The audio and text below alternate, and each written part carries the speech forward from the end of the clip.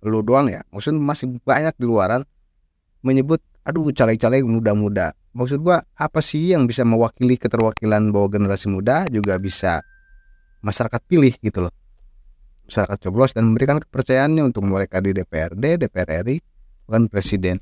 Anak-anak muda ini kadang memang diragukan karena faktor usia, jam terbang pasti kan.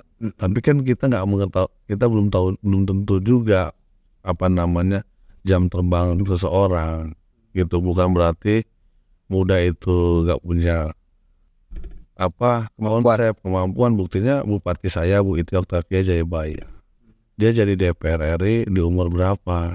Di umur 5 tahun beliau sudah jadi anggota DPR RI.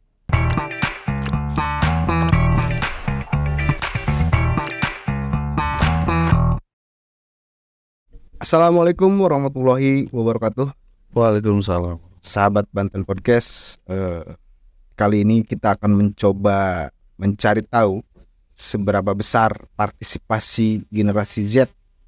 Konon bilangnya seperti itu, anak muda berkontestasi dalam pemilu di tahun ini itu akan mendulang suara atau menjadi bahan cemoohan atau seperti apa. Karena kita tahu di Pilpres muncul sosok generasi muda Mas Gibran. Itu juga akan menjadi perbincangan kita di Banten Podcast. Selamat datang Mas Azwar Anas. Siap. Selamat sore ya. Ini juga kategori remaja atau udah tua? Kalau setahu saya Mas Bang Azwar ini masih sangat muda, Mas. Muda lah. Masih 17 tahun. Masih muda. Saya panggil karena ini kawan. Kita panggil sapaan akrab Bro Azwar. Siap. Bro Anas kita biasa panggil. Bro, kalau lu ini kan baru tampil hari ini di pemilu saat ini mencalekkan diri. Lu punya keturunan presiden apa gimana, Bro? Berani-beraninya nyalek, Bro? Ya, pertama kan memang ya ini kan panggilan hati. Bagaimana ke depan memang anak-anak muda ini bisa memberikan kontribusi lebih lah untuk masyarakat. Jadi memang selain kita punya potensi, ya kita juga punya model sosial lah, seperti itu di masyarakat. Kalau anak presiden ya enggak lah kita. Enggak, bukan.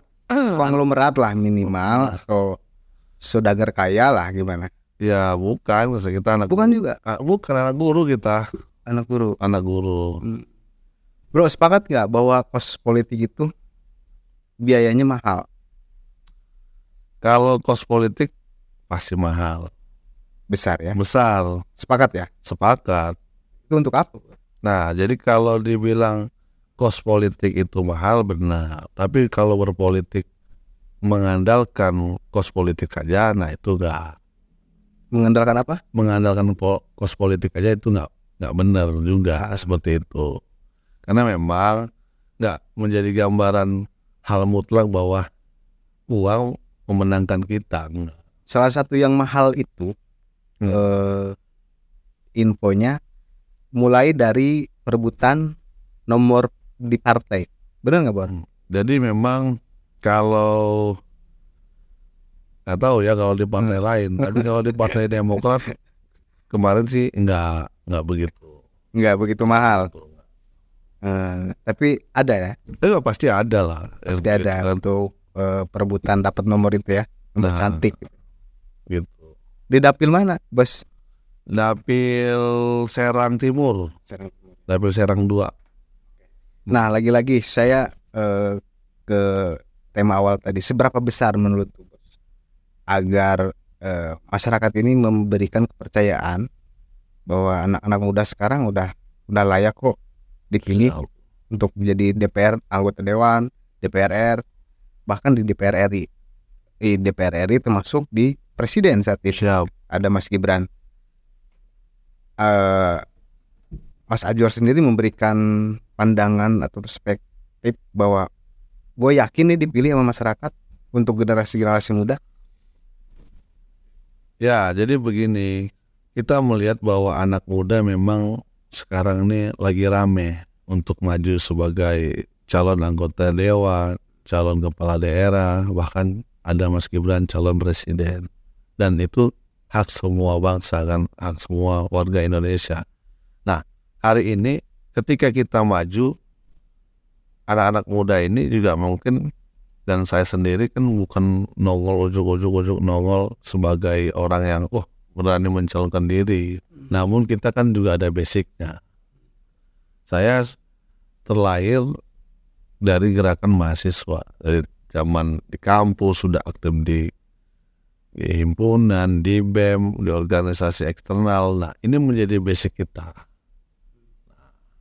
basic awal kita untuk bahwa kita ini memang sudah dikader di dunia kampus. Ditambah lagi memang kita kan aktif di partai politik, saya di Partai Demokrat.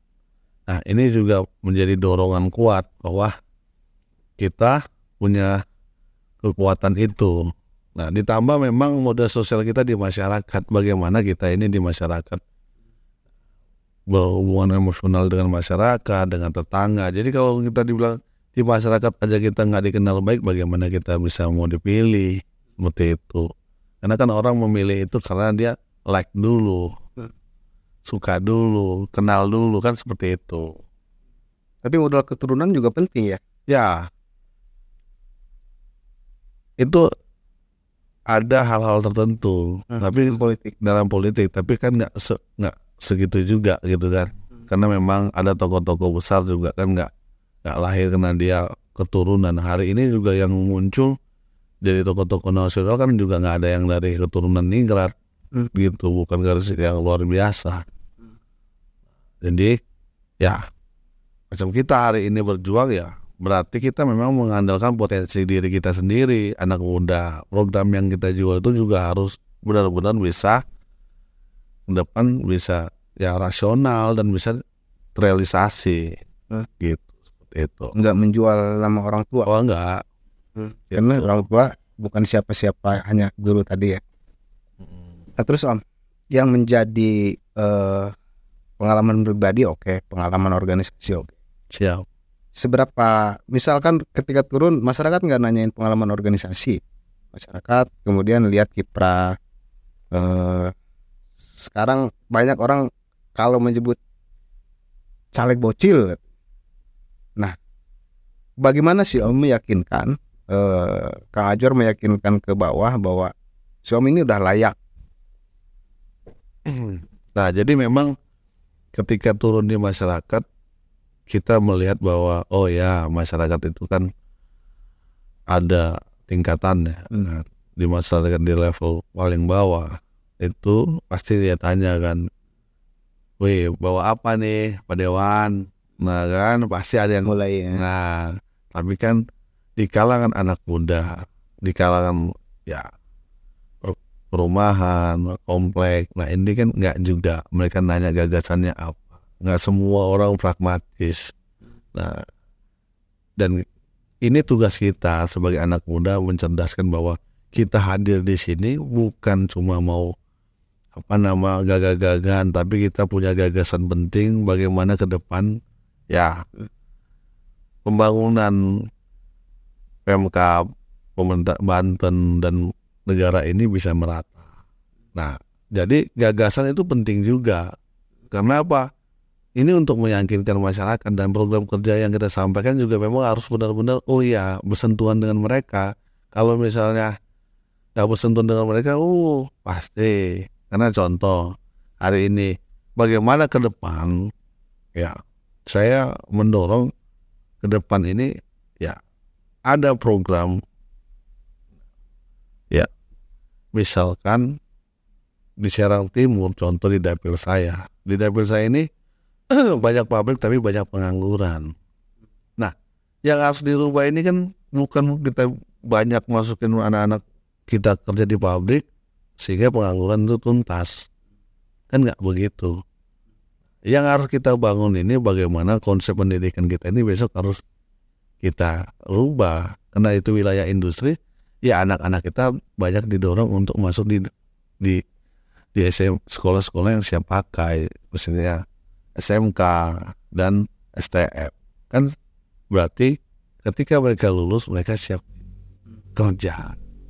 Namun sekarang kan anak-anak di sekolah-sekolah di Serang Timur ini kan banyak kan madrasah dan SMA. Nah ini menjadi permasalahan juga ke depannya karena orientasinya di sana dunia industri. Kedua, kan saya mendorong kepada masyarakat bagaimana ke depan ini harus kita dorong juga gitu loh. Saya bagaimana mendorong adanya perda keberpihakan pemerintah terhadap masyarakat di sekitar kawasan industri. Ya, ada memang 30% diterima bekerja di kawasan industri, tapi kan ini sekarang tidak kuat. Makanya saya bagaimana besok itu diperkuat dengan perda. Nah, wajib hukumnya masyarakat di sekitar industri itu diterima 50% untuk bekerja. Tapi ya harus dilihat kriterianya juga memenuhi syarat atau tidak. Sehingga masyarakat di sekitar industri ini dilindungi, dijaga, nggak mati. Dia masa ada pabrik dia nganggur di situ, padahal kan dia tamatannya sesuai STM, kasihlah peluang buat warga sekitar industri ini, kan penting. Nah ini program-program ini nih, nah yang diharapkan oleh masyarakat. Kenapa? Masyarakat kan permasalahan di Kabupaten Serang Timur ini kan kemarin di Serang Timur ini kan masalah jual beli lowongan kerja. Nah ini banyak. Nah masyarakat tuh pingin anaknya punya peluang bekerja, peluang aja nggak ada, gitu. Bagaimana bisa bekerja? Nah ini kan perlu kita lindungi juga, seperti itu. Artinya kalau saya kan melihat lu masih muda, tapi kemudian punya berbagai pengalaman, bahkan sekarang ketua Bapilu. Nah, ketua Bapilu DPD Demokrat Provinsi Banten. Bapilu itu bukan orang sembarangan. Tapi kalau secara usia, gue lihat lu masih muda. Nah, dia memang masih muda. Apa posisi artinya pengaruh usia yang masih bocil, kalau kata orang di luar mengatakan, kayak beberapa sekarang bukan bicara kita lu doang ya, maksudnya masih banyak di luaran menyebut aduh caleg-caleg muda-muda. Maksud gua apa sih yang bisa mewakili keterwakilan bahwa generasi muda juga bisa masyarakat pilih gitu loh, masyarakat coblos dan memberikan kepercayaannya untuk mereka di DPRD, DPR RI, bukan presiden. Apa kira-kira yang bisa meyakinkan ngeterwakili? Ya memang anak-anak muda ini kadang memang diragukan karena faktor usia, jam terbang pasti kan. Tapi kan kita nggak mengetahui, kita belum tentu juga jam terbang seseorang gitu. Bukan berarti muda itu nggak punya nggak punya kemampuan. Buktinya bupati saya Bu Iti Oktavia Jayabaya, dia jadi DPR RI di umur berapa? Terus beliau maju sebagai bupati. Nah, 2 periode. Sekarang umur beliau kan baru 40. Orang masih pemuda kan? Itu udah 2 periode ya. Nah, iya. Artinya di umur 20 5 tahun beliau sudah jadi anggota DPR RI. Gitu kan, dan terpilih. Nah, artinya kembali lagi ya kita lihat pembangunan di Lebak, alhamdulillah cukup bagus dan respon masyarakat, kepuasan kinerja bupati terhadap masyarakat kan tinggi gitu, seperti itu. Jadi jangan dibandingkan dengan anak muda yang bocil yang lain gitu loh. Kan kita para yang tampil ini juga di dunia politik hari ini kan bukan bocil-bocil. Oke lah kita bocil, tapi ini bocil punya pengalaman, punya gagasan gitu loh. Yang pasti walaupun kita nggak punya uang, tapi kita punya itu gitu. Jadi jangan, masyarakat nggak mesti ragu ya? Nggak mesti ragu dong. Ada anak muda ya, kasih kesempatan anak muda, karena kita semua juga terus belajar gitu, sehingga kita menemukan inilah pola yang benar. Gitu, nggak ada ya kita ini yang nggak belajar. Macam saya ya harus belajar, penuh belajar dengan masyarakat. Iya, kita di partai juga dengan kondisi masyarakat hari ini kan berubah-ubah gitu. Jadi kita harus belajar dan terus belajar. Jadi jangan pernah ragu bahwa kita itu anak muda. Makanya slogan Demokrat, muda adalah kekuatan. Muda. Gitu. Sejauh prediksi ya atau penilaian tingkat keberhasilan pencalegan itu ketika dia telah memiliki keturunan dari orang yang populer, dari keluarga populer, sama muda tapi dia tidak memiliki keturunan, potensinya pasti unggul di sana, walaupun misalkan dia tidak memiliki kemampuan. Kalau secara kemampuan konsep, gagasan itu lebih dari orang yang tidak apa-apa, dari orang yang bukan siapa-siapa. Lo tuh gimana tuh tingkat keberhasilan itu? Ya sebenarnya semuanya sama aja. Karena begini, untuk dipilih itu kan harus dikenal dulu. Nah, setelah ini kan atau nasab, kita itu dikenal dengan oh ya kita anak si Anu. Nah itu kan semua memang ya untuk dikenal aja. Kan orang mau memilih pasti menyatakan oh iya ini anak punya jam terbangnya seperti apa. Misalkan kalau oke lah dia anak penggede, dia anak tokoh, anak presiden misalnya, tapi kan orang juga melihat oh ya ini orang mampu nggak nih, nah gagasannya ada nggak. Ternyata kan kalau dilihat ada di masyarakat kan, kenapa tidak seperti itu.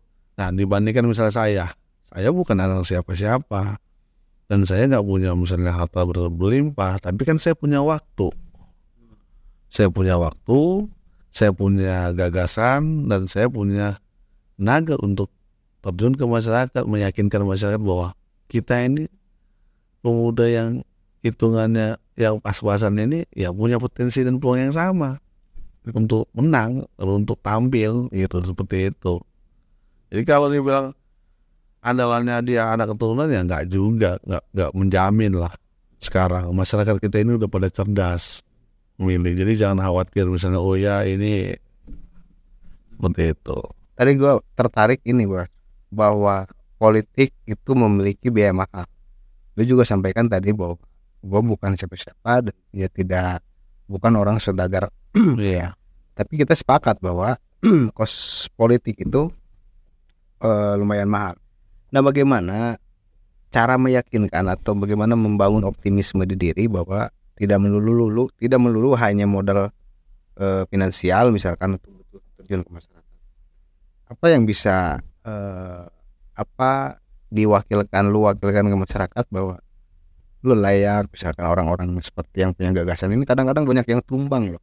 Ya, muncul orang baik kalah, orang yang berduit yang menang misalkan. Nah memang begini Bang Ben, jadi kita dalam pemetaan politik ini penting gitu. Kita tahu nih kita nggak punya duit kita pas-pasan.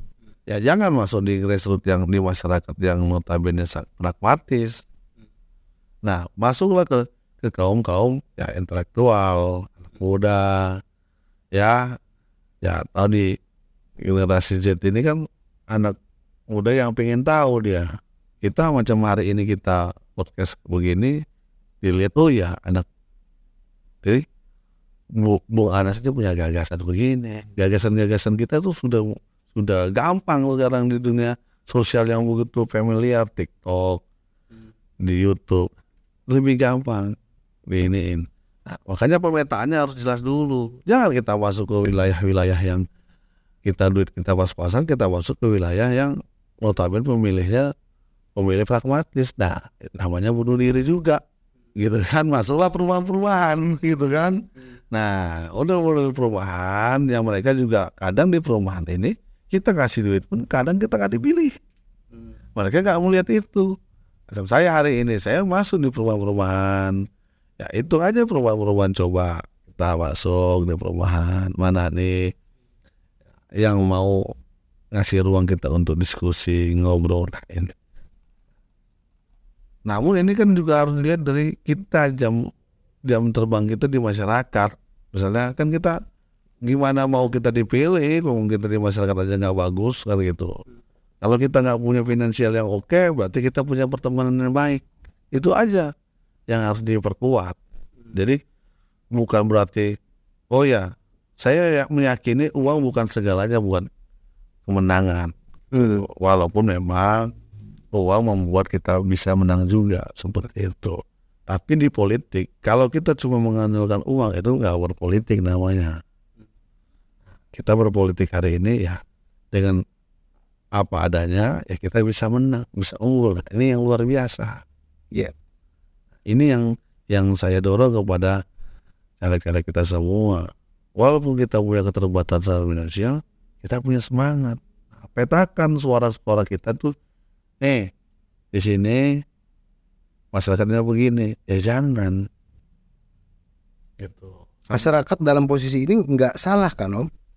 Nggak salah. Kenapa sih masyarakat harus dibayar, harus dibagi ketika butuh duit? Menurut tuh sebagai generasi muda ngelihatnya ini ada kesalahan di mana sebenarnya? Ini yang membuat saya ini semangat untuk terjun. Jadi saya kenapa terus tatap muka sama masyarakat? Saya 1 hari bisa 7 kali. Saya tatap muka terus. Saya sampaikan ke masyarakat, ya, saya sampaikan bahwa kita hadir ini mau memperjuangkan nasib bapak-bapak, ibu-ibu semuanya. Ini bukan saya datang ini ya saya sampaikan lah kita ini perjuangan kita panjang. Ini yang menjadi program prioritas saya ke depannya. Jadi saya datang ini nggak bisa bawa, bukan hari ini saya belum bisa bawa sembako, belum bisa bawa ini. Kita buat program ke depannya. Terlepas mereka mau nerima mau enggak, pasti insya Allah ada yang mendengar. Makanya kan kita klasifikasikan pemilihnya. Kalau nggak diklasifikasikan ya atau masyarakat yang maaf ya, yang pendidikannya rendah kan nggak mungkin kita sampaikan begitu. Nggak selalu nerima dia. Panas bawa rokok nggak kan gitu. Sering kan kayak bawa gitu. Beras nggak gitu kan itu. Jadi kita nggak bisa salahkan karena memang ini butuh pendidikan politik ke depannya. Nah, kalau kita nggak mengedukasi dari sekarang, besok ke depan ini akan semakin mahal kos politik yang kita ini. Makanya saya bilang ke masyarakat, ibu-ibu, saya ini memperjuangkan nasib ibu-ibu. Kalau ibu-ibu mau diperjuangkan, bapak mau diperjuangkan, ayo bersama-sama kita. Nah, terlepas mereka mau ini ya kan kita sampaikan saja dulu. Itu programnya, lembarannya, sampaikan ini programnya ke depan. Daripada saya datang kasih uang 5 tahun lagi saya nggak datang. Dan ingat ibu-ibu, ya sekarang ini suap menyuap dalam pemilu ini hukumannya berat. Saya sampaikan bisa 1 tahun, 2 tahun sampai 4 tahun penjara. kalau dilaporkan ke KPU, Bukan kalau dilaporkan, kalau temuan kan tetap aja semua orang menjadi lapor sekarang mah. Dari jauh juga bisa ketahuan kita dipoto, dilaporkan. Benar nggak? Kan seperti itu. Jadi masyarakatnya harus sampaikan, oh ini melanggar hukum. Bagi-bagi duit itu melanggar gitu. Karena kan masyarakat, oh iya, akhirnya masyarakat tuh, wah nggak boleh nih jual beli suara ini nggak boleh. Nah ini harus kita sampaikan ke masyarakat biar mereka mengerti. Karena selama ini para caleg juga menikmatin itu karena dia punya duit dia pasangan pajak, dia bagi. Kalau saya sampaikan, nih kalau nanti bapak-bapak ibu-ibu terima serangan pajak masuk penjara 4 tahun. Nah, Itu buat penerima sama yang ngebaginya aja, apa yang menerimanya doang? Apa yang memberinya doang 4 tahun itu? ya 4 tahun itu ya yang memberi, Yang memberi. Yang penerimanya masyarakatnya jadi penjara juga.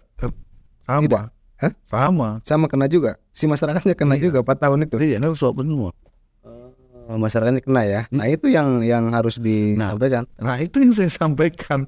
Bukan aku tokohin masyarakat, kalau undang-undangnya ada kan. Akhirnya maksud, waduh, ngeri ya Pak Andres ya. Iya ini. Nah ini kan harus kita sampaikan biar supaya menanya ke depan. Oh iya, insya Allah masyarakat takut sama hukum.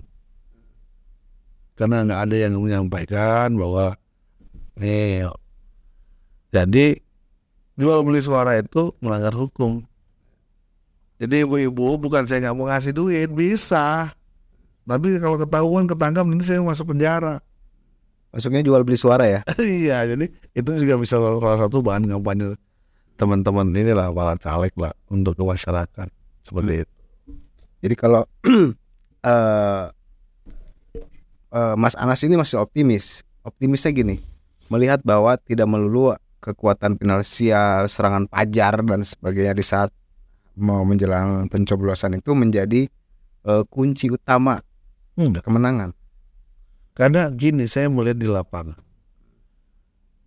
orang itu banyak di masyarakat kita nggak rasional memilih. Kenapa? Contoh, saya memilih Pak Anas karena saudara saya yang ngajak. Karena Pak Anas katanya orangnya begini. Nah, itu kan nggak rasional. Tapi karena memang ini, oh iya, dia milih. Nah, kan nggak masuk ini kita. Tapi karena dia tahu, oh ya dia ikut keluarganya memilih itu karena ada yang keluarga, bukan karena uang melulu. Terkadang enggak juga, karena saya beberapa kali banyak orang yang punya duit kalah juga dalam memilih. Kenapa? Lah itu kan biasa, wah, 5 tahun sekali baru datang. Nah, itu yang menjadi catatan di masyarakat. Masyarakat tuh bisa menilai. Contoh aja di masyarakat nih, Pilkades. Ini ada 55 yang ngasih amplop. Ternyata bukan yang ngasih amplop paling gede juga yang dipilih dia. Gitu. Ada yang amplop paling kecil. Ini kenapa? Oh iya, dulu tempat di desa saya ada calon yang dia sering ini jadi ketua pembangunan masjid. Nah, masyarakat menilai itu. Nah, kita melihat. Nah, masyarakat menilai sendiri. Makanya itu kalau kita di masyarakatnya baik, di lingkungan kita baik, pasti tersebar. Oh iya, Anas ini memang orangnya begini. Pasti lah, kan jadi tahu masyarakat itu gimana tuh. Seperti itu. Bro, untuk mencapai lu terpilih di caleg DPRD Kabupaten Serang, Serang Timur, lu butuh berapa suara?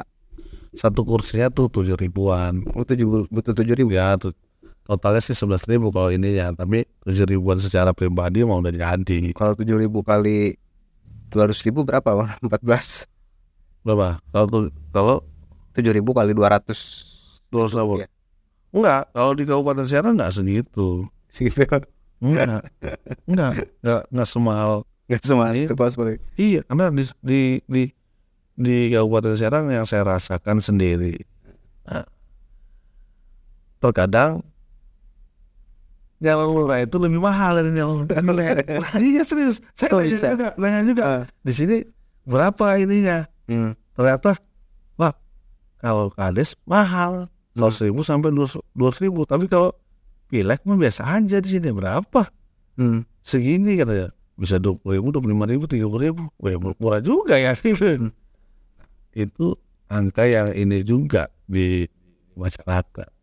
Kalau pilkades yang mahal, makanya kita ini harus kita benahi nanti di pilkades, karena di sini ini yang membuat, yang kita melihat bahwa di sini yang membuat ya, pembelajaran politik kita ini acak-acakan, karena ini orang buang duit gede-gedean di sini. Jadi sebagai closing statement statement bahwa lu berkeyakinan bahwa tidak melulu modal, tidak melulu trah, tidak melulu kekuatan finansial yang akan membawa kemenangan dan masyarakat memilih. Gua kasih waktu closing. Kira-kira apa yang membuat masyarakat memilih generasi muda, keterwakilan dari anak muda? Siap. Dan kemudian tidak melulu karena lu punya kekuatan finansial sehingga masyarakat mencoblos itu. Apa yang bisa mendasari masyarakat untuk bisa? Ya, buat masyarakat Banten, khususnya Kabupaten Serang, perubahan dan perbaikan itu harus kita dorong dan kita laksanakan untuk kesejahteraan masyarakat. Jadi jangan melihat siapa yang jangan melihat oh ya siapa ya, tapi melihat apa yang dia dorong, dia perjuangkan. Itu penting. Perubahan itu hal yang mutlak harus kita lakukan untuk kesejahteraan masyarakat. Jadi anak-anak muda, ayo kita berjuang. Gitu. Ayo kita bersama-sama raih simpati masyarakat, bukan persoalan uang. Kemenangan itu, tapi nekat yang bulat dan semangat yang bergelora. Baik. Terima kasih Mas Ajwar sudah hadir, Mas Ajwar Anas. Beliau juga ketua Bapilu dan saya yakin pengalamannya sudah cukup mumpuni di dunia politik. Dan ini semoga memberikan semangat terhadap generasi muda yang saat ini sudah sangat bertebaran menjadi caleg baik di tingkat kabupaten dan kota, bahkan di Indonesia jadi caleg, menjadi capres. Sahabat Banten Podcast, itu tadi, semoga ini membawa manfaat buat kita semua. Billahi taufiq wal hidayah. Assalamualaikum warahmatullahi wabarakatuh. Waalaikumsalam warahmatullahi wabarakatuh.